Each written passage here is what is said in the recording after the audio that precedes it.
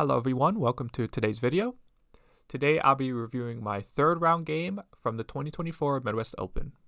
If you did not see the last video, I did end up winning my second round game in a very exciting match, and therefore I was 1-1. Heading into the third round, I was paired against Xukun Jiang 5-dan, and Xukun is a interesting character because he recently moved to the US with his dad and is also 8 years old.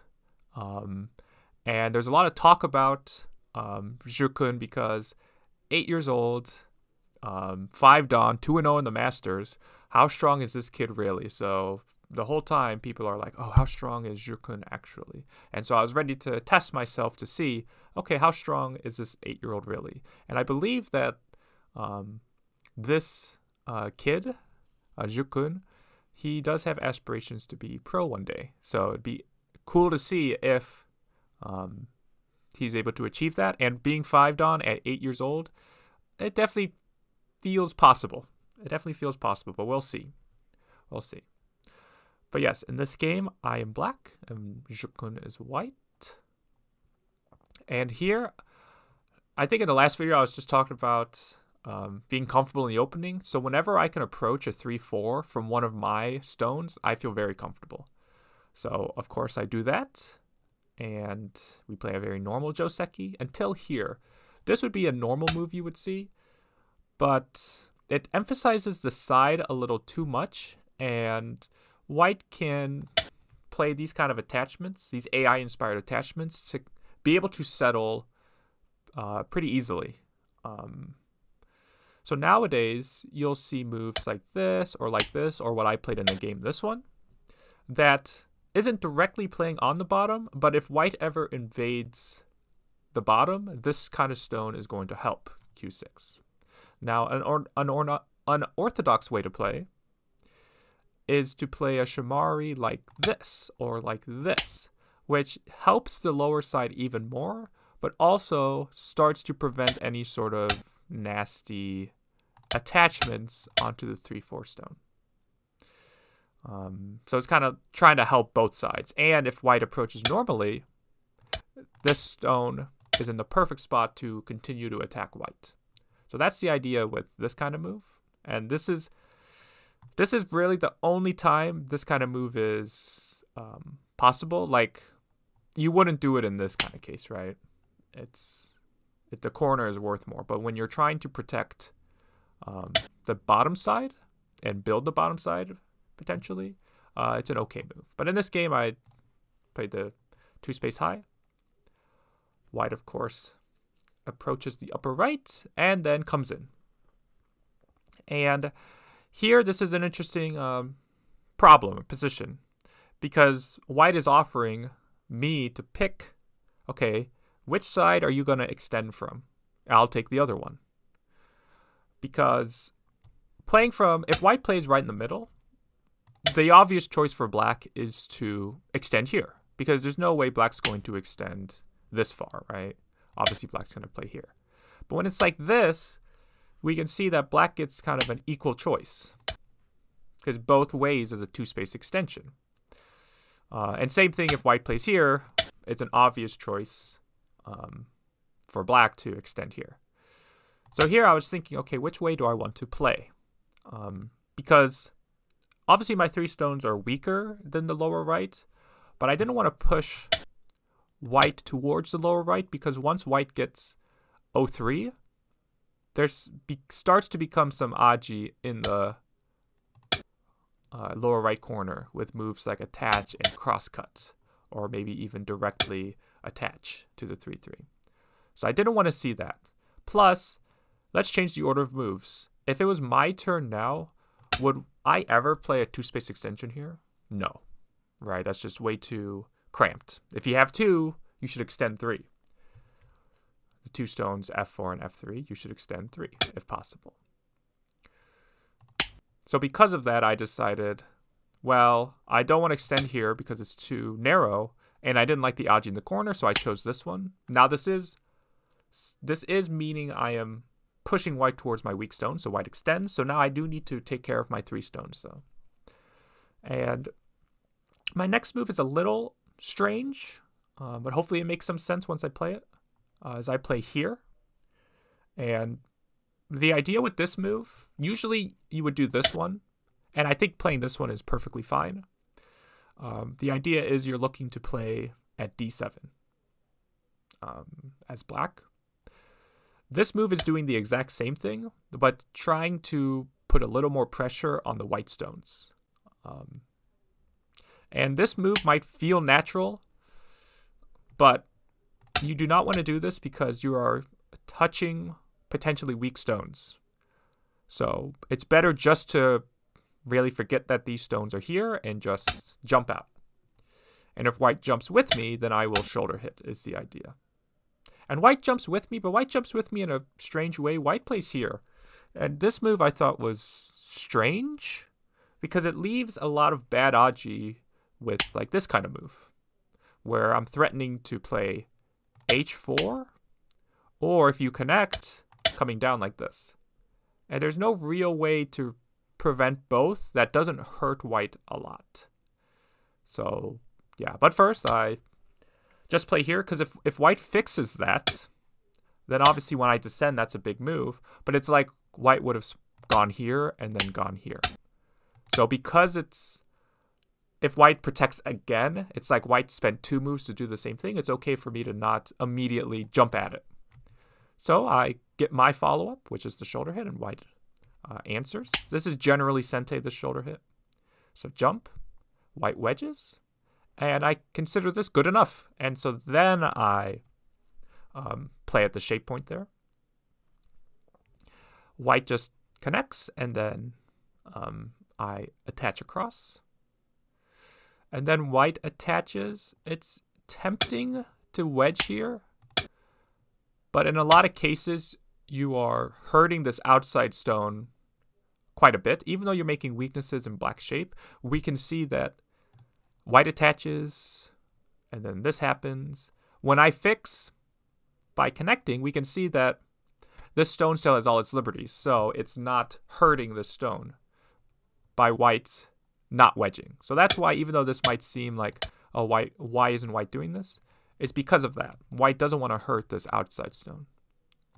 But white attaches. I can push once.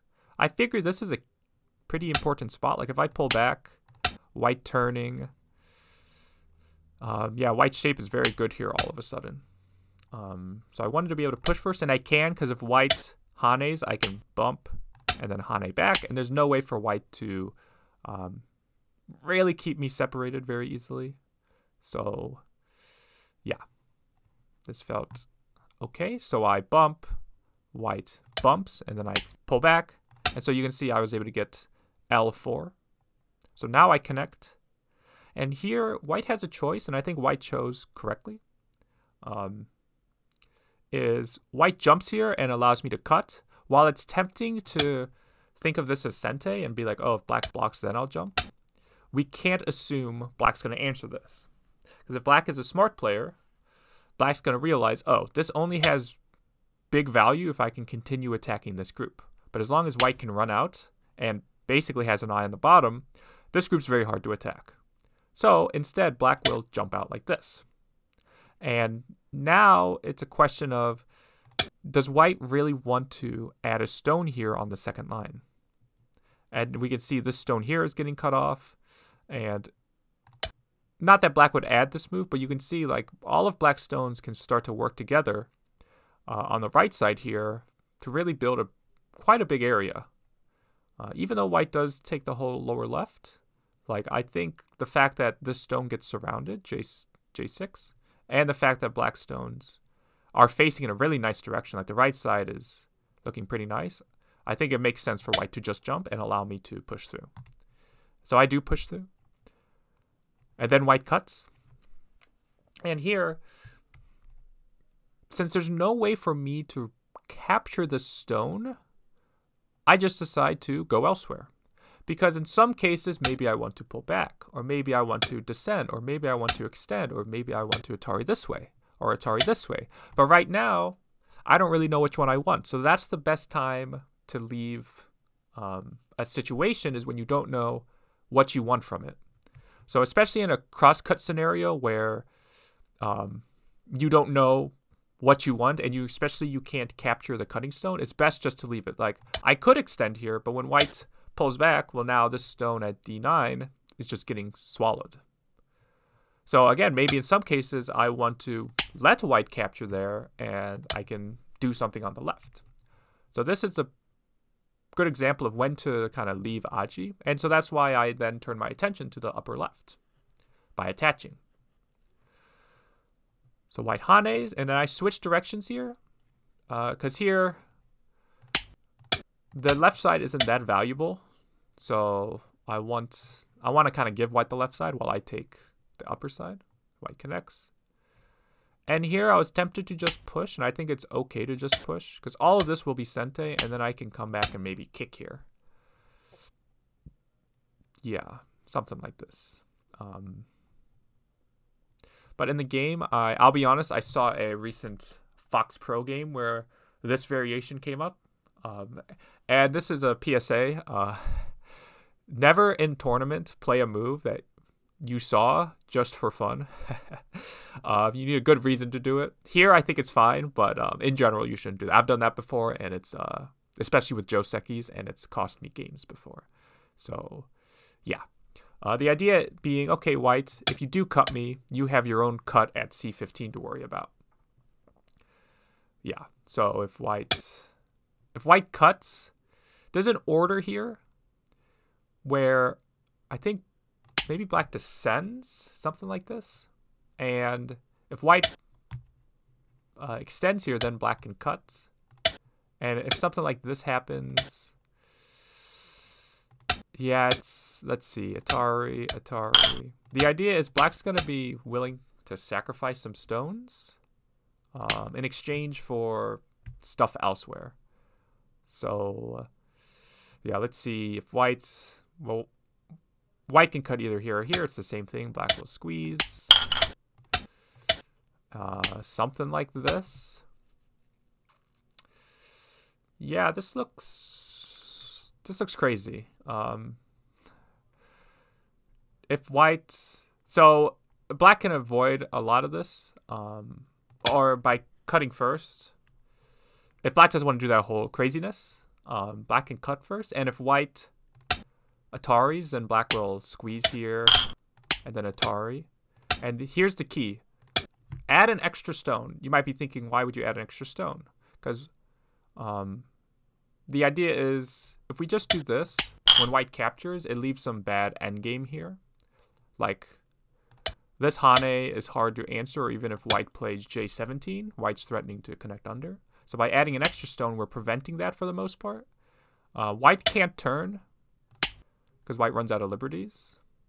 Again, if our final goal is to just squeeze, we could just play like this and allow white to capture. Or we could even squeeze like this and now save those 4 stones. If white just descends and we'll squeeze like this is obviously good for black. So the way for white to prevent the most squeezing is to go here. But even this, Atari, play there, and then fix. Like, this is an okay wall for black. Black's wall has one weakness, but it's not that big of a weakness. So, yeah. That was kind of my thinking, was I was treating these 3 stones lightly. But in the game, white goes elsewhere. And so I answer, and then white extends. And you whenever you think of, like, the Go prodigies nowadays, especially in the pro scene, you think of, like, they're very studied with AI, and they know all the AI variations. And, yeah. But here, this is very not AI, right? This is a very old joseki. So this kind of surprised me. Like, even back when I first played this move, just the 1 space jump, I was expecting, this move in response. But the fact that he went elsewhere was kind of surprising to me, honestly. And then even later, when he plays here, I was like, oh, really? Okay. And when I played F14, I'm obviously looking to clamp. And here as well, I feel like you got to at least push once and then connect. Create this cutting point here. But when he just connects, I was like, oh, okay, I will make good shape, I guess. So it gets peeped. So now I sealed white into the corner.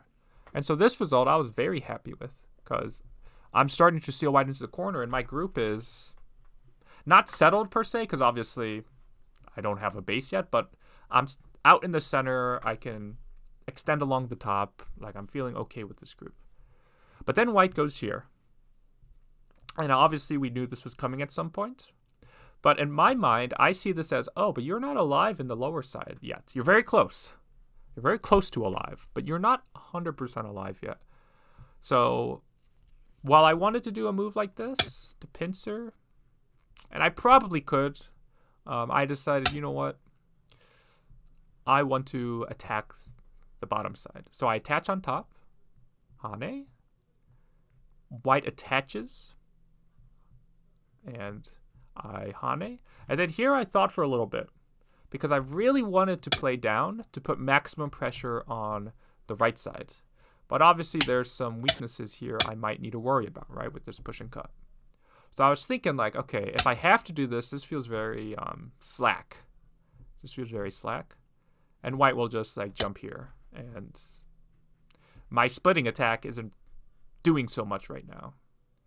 So I was thinking and thinking, and I was like, can I get some forcing moves on this group first before coming back and fixing? And I think this is a more standard move, of course. I think I was talking about it in the last, I was talking about it in the last video. Stones that are in the same line have a lot of strength. And so the fact that I played, like, if I just cap like this, when white just tries to run out, this stone has no real connection with Q6. But the fact that after the game, or after the game variation, I have these two stones here at P8 and Q8, the fact that these are on the same line, it makes it a lot harder for white to run out that direction. So stones that are on the same line have a good connection. So I think this is just an okay move, or a good enough move. Like, this works. And I don't think white can ignore me and, like, play this kind of move. But in the game, I played this one. And yeah, at the time I was like, yes, this is a pretty cool move. And I think it works for the most part. Like, it's not a terrible move, but it's kind of, like, unnecessary. Because obviously directly I'm threatening to cut here. And it is the shape point of white's shape as well. And the idea is if white fixes, now I can descend. And this push and cut, while it works a little bit, it's not as effective. Or even in some cases, I can just stand up like this. Because this push and cut doesn't work as well now. So that's kind of my thinking, is this stone here is helping my weaknesses at Q7. So white just extends up. And not that this move is necessarily bad, because at any point, if I wedge, I have too many weaknesses. I have too many weaknesses here. So I don't think it's necessarily bad for white to do this, or for black to do this. Although now that I'm looking at it, I don't need to like capture these three stones. I think I could just cut here as well. But again, maybe this isn't even worth it if white can just sacrifice and, like, cut here, right? Like, sure, I capture the bottom, but white captures all these stones. It might be worth it, but I was trying to go after the whole thing, if possible. And there's questions of, like, I think white can just peep first, or connect first as well. Because after this, two weaknesses, right? And then, yeah. So, yeah. But they leave some weakness there. But right now, it's like, okay, nothing works there quite yet, so I'll just get what I wanted, which was S5, and then white extends. And then here I was like, okay, well, I'll cut and ask. All I'm doing is asking white, how are you going to fix? And then white goes here. And this, I was like, okay, this can't be good. Because remember that whole sequence I was just showing here? This only works because there's a weakness at Q7. This only works for white, I mean. But after white Atari's down and I turn and Atari and connect, I could fix this weakness. Now, again, white could just ignore it. But then I capture these 4 stones, which is quite big because white's not even alive with these 5 stones on the right. But white just answers, and I'm like, huh? Like, I was genuinely confused because I was like, but I can wedge here. And so I was like, okay, he read it out. He's alive. He'll just turn. I'll connect or even go here, and then he'll attack my upper right. Something like this, right? So I capture the bottom, but on the smallest scale possible. But that's not what happens. He cuts and plays all this out. And even cuts here. Stands up. I extend. And so I just capture the bottom on a large scale. And I was very perplexed.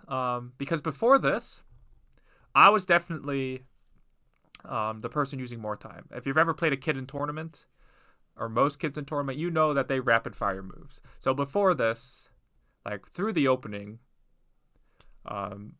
white was using a lot less time than black. I would guess that I had 10 minutes less than he did.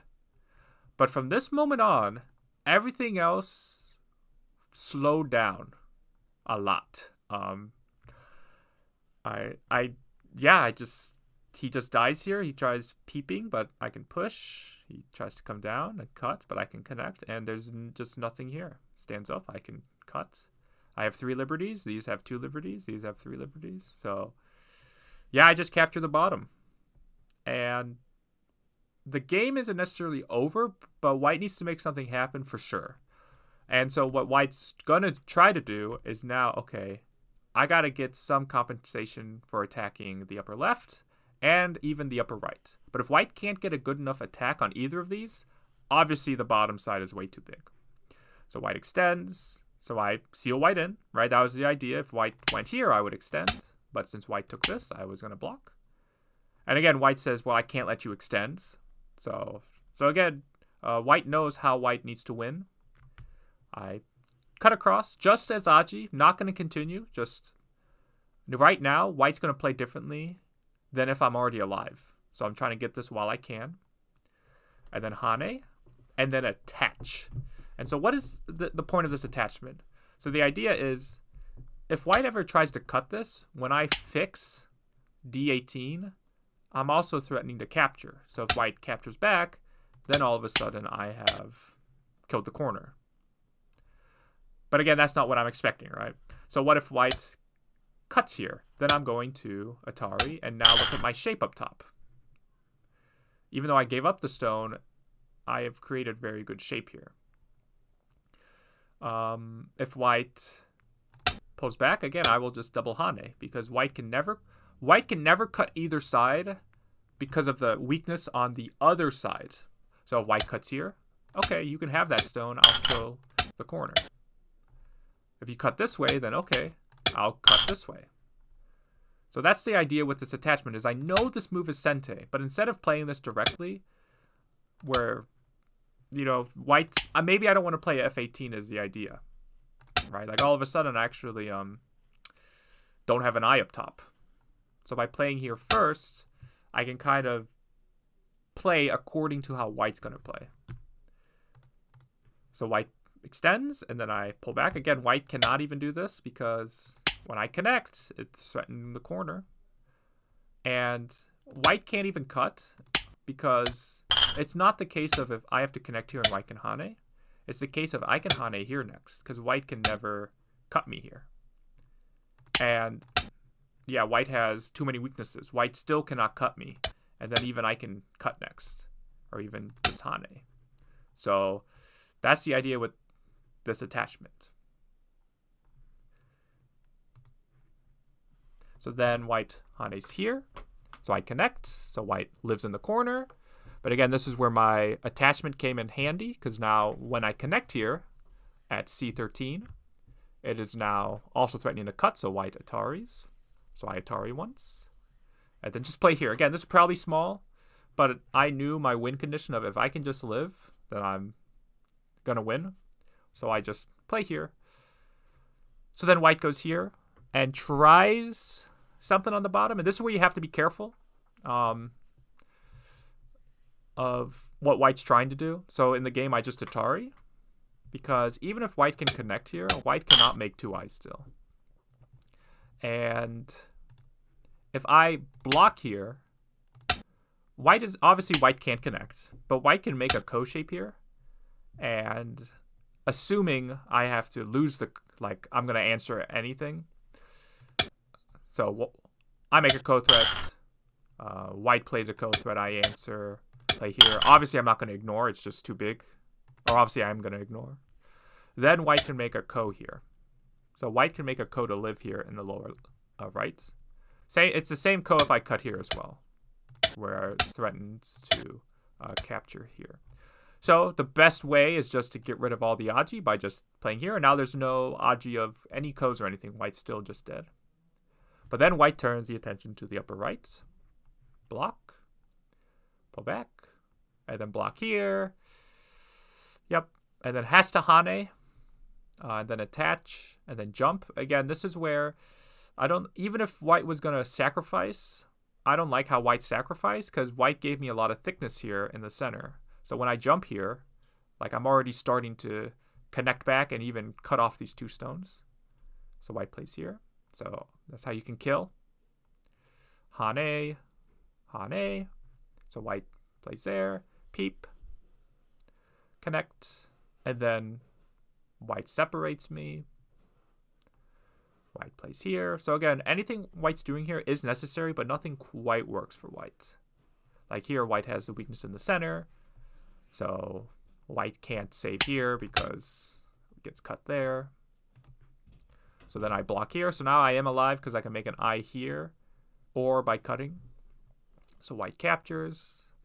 I play the shape point here. Yeah, I play shape point here. White fixes and then Atari. And then white hanes, but realizes this will be gote, so goes elsewhere. But I'm already alive, so I decided, you know what, let's go elsewhere. And again, I'm like, if I could just live, I will be fine. So I just hane here. Part of me thought white might do this ko, because what other chances white have in this game? But it's weird. It's like my opponent knew they were behind, but didn't drastically change how they were playing. It was kind of strange.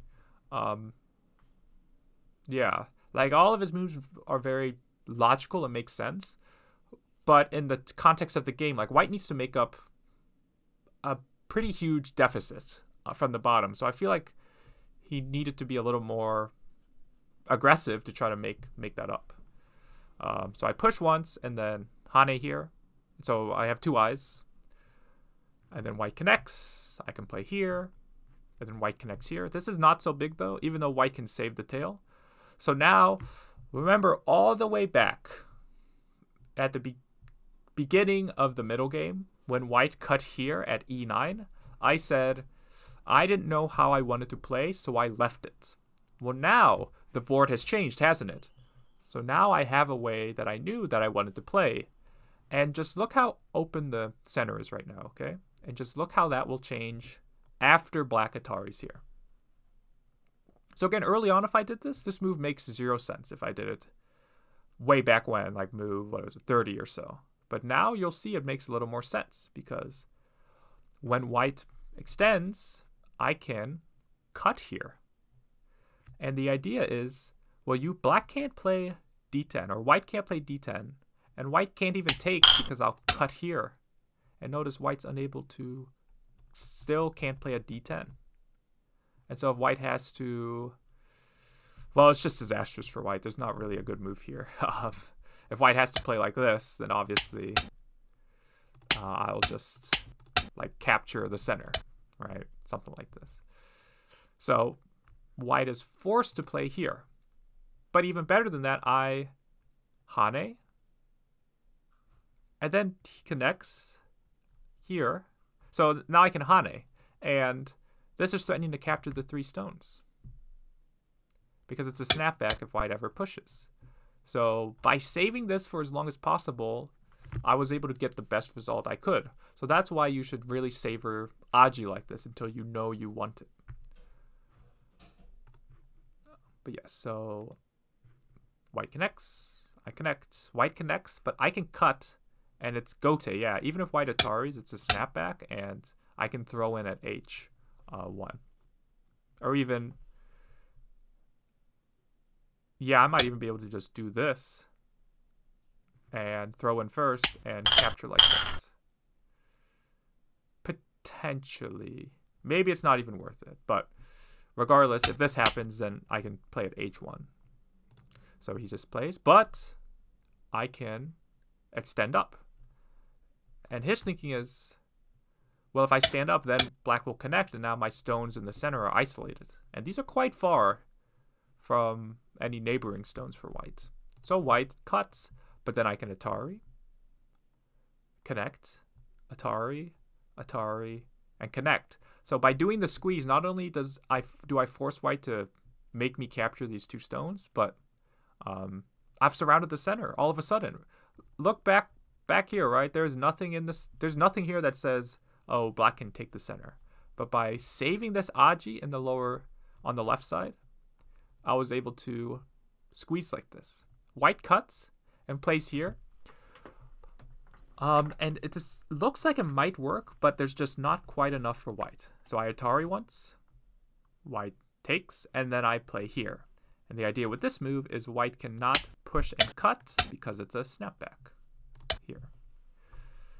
And so this is when actually, like, his play slowed down, but this is when it, like, stopped because he thought for a long time. I mean, like 5 minutes or so. And so I was thinking, like, okay, is he going to resign? Because it's, especially after the center, it should be pretty clear black's winning. But he's just thinking. I was like, surely it's a resign, right? What else could he be thinking about? But then he just continued. So I think he was counting and maybe thought of a way to win. But yeah, at this point, there's just not much else left in this game. I even get this push here.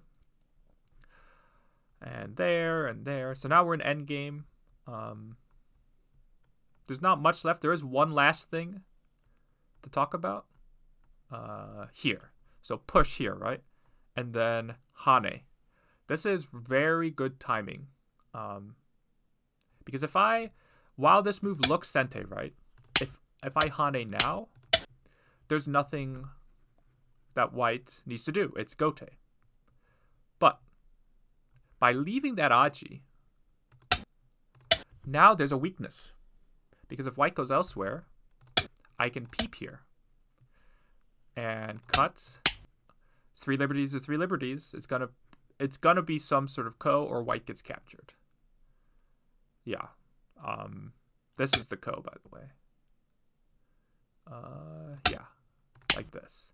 And this is obviously disastrous for white because now white's gonna lose the whole right side. And it's flower ko, of course, for black. So yeah. And the idea is white can't even fix by going here or by saving this extra point because I can cut here. So white is forced to fix here, which is the same way white would have to fix if I did it this way. Notice white plays R13. So by not Atarying here, by saving this AGA, again, saving AGA is so important.